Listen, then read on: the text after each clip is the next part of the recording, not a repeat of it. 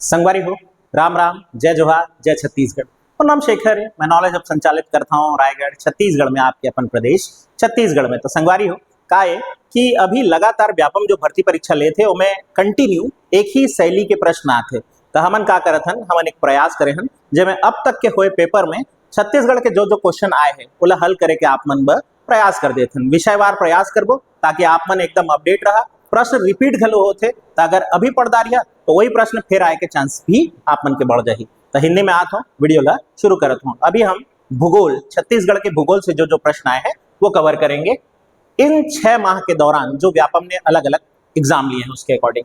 तो यहाँ एक क्वेश्चन आया था नदियां और उनके संगम स्थल को लेकर। तो हमारे पास नदियों के नाम में क्या कॉम्बिनेशन दिया है ये देखते हैं। खारून और शिवनाथ नदी का संगम कहाँ होता है? तो खारून और शिवनाथ नदी का संगम हम सब जानते हैं कि सोमनाथ नामक स्थान पर होता है, ये आपके लिए हो गया। दूसरा पूछा है शिवनाथ महानदी और जोंक कहाँ मिलती है? तो हम सबको पता है शिवरी नारायण में मिलती है। इसके बाद शंकिनी डंकिनी नदी का संगम कहाँ होता है? आप सबको पता है कि ये दंतेवाड़ा में होता है। इसी संगम स्थल पर मां दंतेश्वरी का मंदिर भी स्थित है। और महानदी मांड का संगम कहाँ होता है? आप सब जानते हैं कि ये चंद्रपुर में होता है, जहां मां चंद्रहासिनी का और नाथलदाई का मंदिर स्थित है। तो यदि हम इस कड़ी में देखें तो ए के लिए हमारा जो है वो 4 ये जम जा रहा है, 3 जम रहा है ए के लिए 3। इसके बाद हम देखते हैं शिवनाथ महानदी यानी बी के लिए 1 जम रहा है। इसके बाद सी डंकिनी शंकिनी के लिए हमारा 4 जम रहा है और महानदी मांड के लिए 2 जम रहा है। तो ऑप्शन में हम उस सटीक आंसर को चुनते और वो सही उत्तर हम लगा लेते हैं। यहाँ पर ये उत्तर डी बन रहा है। आगे बढ़ते हैं अगले सवाल पर।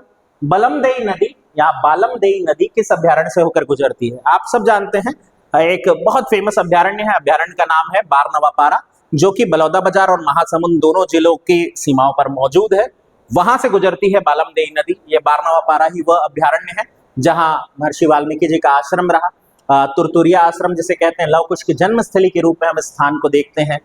ये वो अभ्यारण्य भी है जो सबसे अधिक सांपों की संख्या के लिए जाना जाता है। बड़ी संख्या में लंगूर भी यहाँ पाए जाते हैं। तो आप इस जगह को देख सकते हैं। कभी आप घूमने निकलते हैं इस रायपुर वाले रोड पर तो आप इस जगह के आसपास जाने पर खूब सुंदर कॉटेज है, वहां रुक करके अपना अच्छा हॉलिडे बिता सकते हैं। अगले पे खारंग नदी परियोजना के अंतर्गत कौन सा बांध बनाया गया है? तो खूटाघाट बांध है, जो कि आप सब जानते हैं कि कहाँ मौजूद है।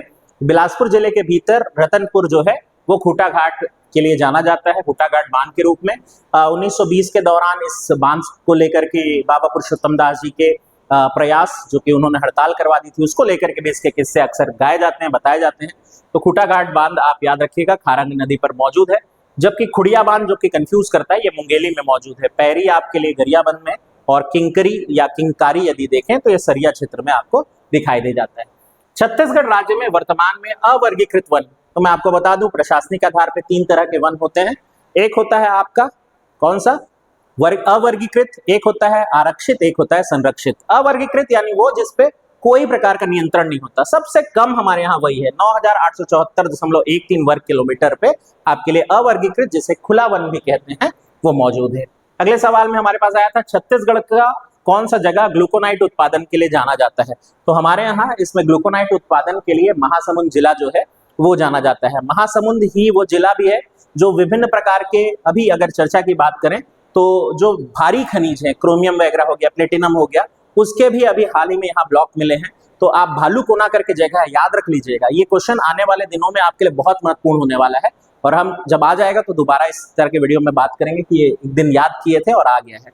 तो भालूकोना नाम की जगह याद रख लीजिएगा। वैसे महासमुंद में ग्लूकोनाइट भी मिलता है। तो जितने रेयर तरह के खनिज हैं उन्हें महासमुंद आप ध्यान रख सकते हैं। अगला है छत्तीसगढ़ में कुल कितने टाइगर रिजर्व हैं? तो हमारे यहाँ वैसे टाइगर रिजर्व की संख्या ऑफिशियली 4 है, यहाँ ऑप्शन में मौजूद नहीं है। क्या क्या दिया है? 2 दिया है, 3 दिया है, 5, एक लंबे समय पे 3 था। उपरोक्त में से कोई नहीं आएगा। 4 है हमारे पास। इंद्रावती टाइगर रिजर्व हमारा सबसे पुराना नेशनल पार्क है जो अचानकमार है। इसके बाद उदंती सीता नदी है हमारे पास और चौथा जो सबसे नया बन गया है वो गुरु घासीदास राष्ट्रीय उद्यान है। तो इस तरह 4 है हमारे पास, पर यहाँ ऑप्शन में नहीं होने के कारण उपरोक्त में से कोई नहीं। अगला आया था कौन सी नदी का प्रवाह प्रणाली छत्तीसगढ़ से संबंधित है? तो अभी देखते हैं बारी बारी से। कावेरी और गोदावरी, इसमें गोदावरी अपवाह तंत्र तो है लेकिन कावेरी नहीं है, ऑप्शन खारिज हो गया। सिंधु और नर्मदा, नर्मदा अपवाह तंत्र तो है, सिंधु नहीं है। नर्मदा में जाके मिलती है ना बंजर और टांडा नदी, तो सिंधु नहीं है, इसलिए ये भी ऑप्शन खारिज हो गया। गंगा सोन का है हमारे पास, जो उत्तर की रेहन वगैरह नदी है वो जाकर के मिलती है गोपद बनास।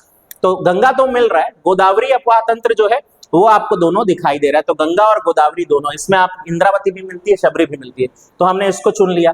दामोदर और महानदी, महानदी देखते ही आप टेम्प्ट हो सकते हैं लगाने के लिए, पर दामोदर का कोई भी अपवाह तंत्र हमारे यहाँ से कनेक्टेड नहीं है, इसलिए खारिज हो जाएगा। सही उत्तर सी होगा। अगले पे आते हैं, छत्तीसगढ़ में, ये क्वालिटी थोड़ी ठीक नहीं है बट क्या करें, छत्तीसगढ़ के किस जिले में सुपर थर्मल पावर विद्युत केंद्र है? तो देखिए कोरबा में भी है, बिलासपुर में भी है, यहाँ ऑप्शन में कोरबा मौजूद है तो आप कोरबा चुनेंगे। अगला है, छत्तीसगढ़ के भिलाई इस्पात संयंत्र की स्थापना में कौन से देश का सहयोग था? रूस। यदि आप मुझसे इंस्टाग्राम वगैरह में जुड़े हुए हैं, नॉलेज हब 404, नॉलेज हब 04 मेरा इंस्टाग्राम आईडी है, तो आप देखेंगे उसमें इसके बनने की पूरी कहानी, जब बन रहा था तो उसकी एक पूरी वीडियो मौजूद है, रूस के सहयोग से हम स्थापित किए। छत्तीसगढ़ की ऊर्जा नगरी किसे कहा जाता है? बिना किसी डाउट के हम कोरबा को कहते हैं ऊर्जा नगरी।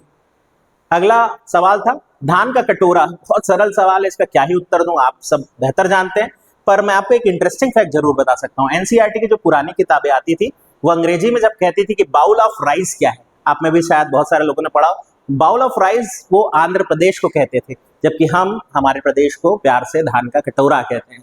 पर इसके पीछे ये नहीं है कि छत्तीसगढ़ सबसे बड़ा धान का उत्पादक है भारत में, नहीं, इसके पीछे भौगोलिक रीजन है, वो कभी भूगोल की क्लास में अलग से डिस्कस करेंगे। अगले पर आते हैं, छत्तीसगढ़ में कौन सा खनिज नहीं पाया जाता? अब देखिए ये कंट्रोवर्शियल क्वेश्चन है। डोलोमाइट हमारे यहाँ मिलता है, आप सब जानते हैं। हिर्री की जो खदान है बिलासपुर जिला, वो सबसे बड़ी डोलोमाइट खदान है। बॉक्साइट के लिए कौन नहीं जानता, मैनपाट जाना जाता है, उससे पहले कोरबा का ही पुटका पहाड़ जाना जाता था। अभ्रक जो है वो आपके लिए जशपुर जिले में मिलता है, मुख्यमंत्री जी का जिला है, वहां तो मिलता ही मिलता है। और टिन जो है दंतेवाड़ा और सुकमा में मिलता है। तो यहाँ पर चारों के चारों मिलते हैं, तो ये कंट्रोवर्शियल है। इसका उत्तर जो है वो शासन को रद्द करना चाहिए, विभाग को रद्द करना चाहिए। इसके बाद आते हैं, मटासी, डोरसा और कन्हार किसकी किस्म है? तो मिट्टी की किस्म है भाई। मटासी यानी कि हमारे लिए यदि देखें तो क्या होता है, मटासी के संदर्भ में यदि देखें तो हमारे लिए ये उस तरह की मिट्टी जैसे लाल पीली मिट्टी कहते हैं। डोरसा के बाद में आते हैं कन्हार, काली मिट्टी को कहते हैं, जिसको कन्हारी मिट्टी, कुल जोते कन्हार बोए, हमारे यहाँ एक बड़ा फेमस इसमें मुहावरा भी है। इसके अलावा दोनों मिट्टी को यदि मैं मिला दूं, कन्हार और मटासी को, तो जो मिट्टी बनेगी वो डोरसा है। और मैं आपको एक इंटरेस्टिंग फैक्ट और बताता हूं, छत्तीसगढ़ की सर्वाधिक कृषि जो है वो मटासी और डोरसा पर ही आधारित है। ये एक इंटरेस्टिंग फैक्ट है, पर सबसे अच्छी मिट्टी जल धारण क्षमता के रूप में कन्हारी को मानी जाती है। अगला है, मड़वा ताप विद्युत स्टेशन कहां पर है? तो जांजगीर चांपा जिले में है, आप आराम से इसे बना सकते हैं। इसके अलावा आते हैं, बस्तर जिले की 3 प्रमुख नदियां कौन है? आइए देखते हैं। ईब जशपुर है, खारून रायपुर है, इंद्रावती बस्तर है। तो ये तीनों में से इंद्रावती बच रहा है तो इसको नहीं चुनेंगे। इंद्रावती बस्तर है, शंख जशपुर जिला है, और मकरंद नदी जो है ये है बस्तर क्षेत्र के लिए, कोंडागांव और बस्तर, पर यहाँ पर शंख आ गया बीच में इसलिए ये कैंसिल हो जाएगा। इंद्रावती बस्तर है, मकरंद या मार्कंडी नदी ये बस्तर है, और इसके बाद नारंगी नदी, कोंडागांव और बस्तर, तो ये 3 कॉम्बिनेशन में है जो बस्तर से संबंधित है। मांड यदि देखेंगे तो फिर ये वही वाली बात हो जाती है, सरगुजा से निकल करके फिर नीचे आ रही होती है रायगढ़ वगैरह की तरफ, शक्ति की तरफ। इंद्रावती की अगर बात करें तो फिर ये बस्तर हो गया, नारंगी जो है कोंडागांव हो गया, तो इसमें मांड जो है के कारण नहीं चुन पाए, तो इंद्रावती, मकरंद और नारंगी इसका सही उत्तर बनेगा। इसके बाद छत्तीसगढ़ राज्य की सीमाएं कितने राज्यों से लगती है? अब इसका क्या ही मैं आपको बताऊं, आप सब बचपन से जानते हैं, 7 अलग अलग जिले राज्य हैं जहां से हम टच कर रहे होते हैं। उड़ीसा है, आंध्र प्रदेश है, तेलंगाना है, महाराष्ट्र है, मध्य प्रदेश है ना, इसके बाद झारखंड भी हमारा, और उत्तर प्रदेश तो है ही। आगे बढ़ते हैं, अगले पे आते हैं, छत्तीसगढ़ की जलवायु कैसी है? अब देखिए ये ऑप्शन के हिसाब से यदि देखा जाए तो उष्ण है, पर इसमें अगर थोड़ा जटिल प्रश्न बनता तो छत्तीसगढ़ की जलवायु को आप महाद्वीपीय प्रकार की जलवायु भी कहते हैं। महाद्वीपीय क्यों कहते हैं पता है आपको? चारों तरफ से हम लैंड लॉक्ड हैं, स्थल से ही घिरे हुए हैं, हमारी निकटस्थ समुद्री सीमा हमसे काफी दूर है, इसलिए समुद्री जलवायु का प्रभाव नहीं पड़ता।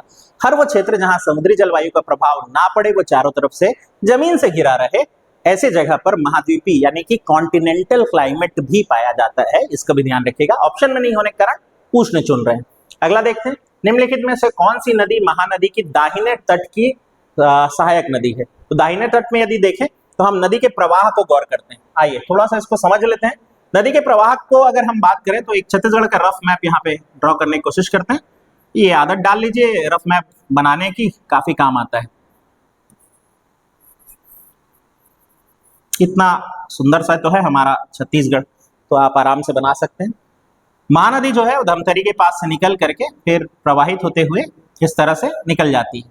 इसमें यदि देखें तो ये नदी इस डायरेक्शन में जा रही है, यानी ऊपर की तरफ से जो भी नदियां आकर के मिलेंगी वो आपके लिए बाएं तट वाली हो जाएंगी, नीचे से जाकर के मिलेंगी वो दाएं तट, क्योंकि नदी का प्रवाह दिशा जो है वो ऐसा है।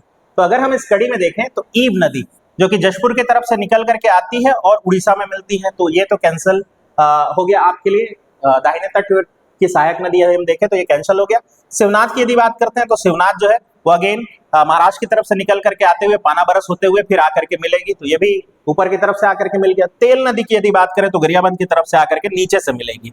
मान नदी की बात करें तो ये भी सरगुजा से होकर के आते हुए मनपाट क्षेत्र से आते हुए ऊपर से मिल रही है। तो एकमात्र नदी है तेल नदी जो नीचे से आकर के मिल रही है, यानी दाहिने तट से। इसका सही उत्तर होगा तेल नदी, ध्यान रखेंगे। तो मैप ऐप बना लिया करें, बड़ा आसान हो जाता है, सरल है प्रक्रिया। वैसे आप चाहेंगे तो मैं इसका एक कोड भी है बहुत सुंदर, किसी और वीडियो में हम डिस्कस करेंगे। महानदी बेसिन का सबसे गर्म क्षेत्र कौन सा है? बिना किसी डाउट के जांजगीर चांपा है। हालांकि जहां मैं बना रहा हूं ये वीडियो रायगढ़, ये भी काफी गर्म है।